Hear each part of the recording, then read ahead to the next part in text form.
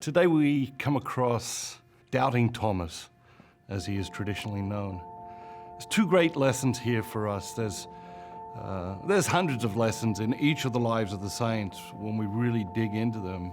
But two things I want to talk about today in relation to Thomas. The first one is that, the whole world and all of history has labeled him, has branded him Doubting Thomas. And of course, in the book, I talk about all the great things he went on to do, and yet the world continues to think of him as Doubting Thomas because of this epic story in the scriptures.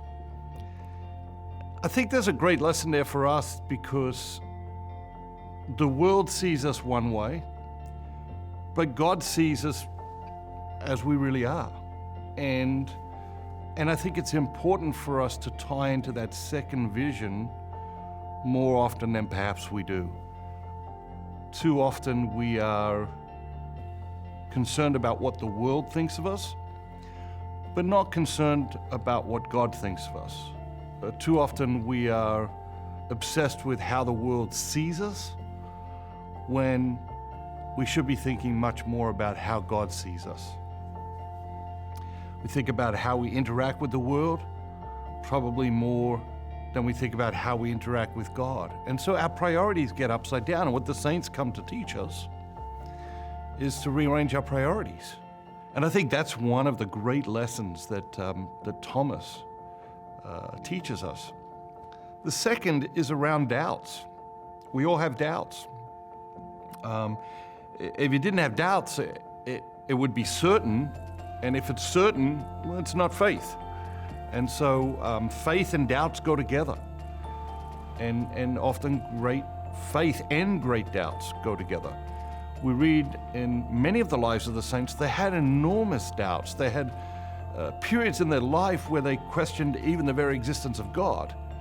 And it's this dual nature, this relationship between faith and doubts. And so we have doubts.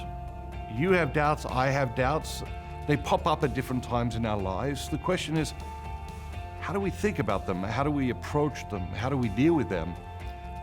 I think it is common for us to be defensive, or for us to feel bad about having doubts. And that isn't how God wants us to feel about our doubts. Our doubts are invitations to new places spiritually. Our doubts are invitations to knowing God in a new way and knowing our faith in a new way. Our doubts are always an invitation to a new place. And so, as we see in the story with Thomas, he had these doubts, he had great doubts, but his great doubts led him to an incredible new place in his journey. And ultimately, his great doubts led him to greater faith than ever before and allowed God to send him out on an incredible mission. Doubts, they're your friends. They're an invitation.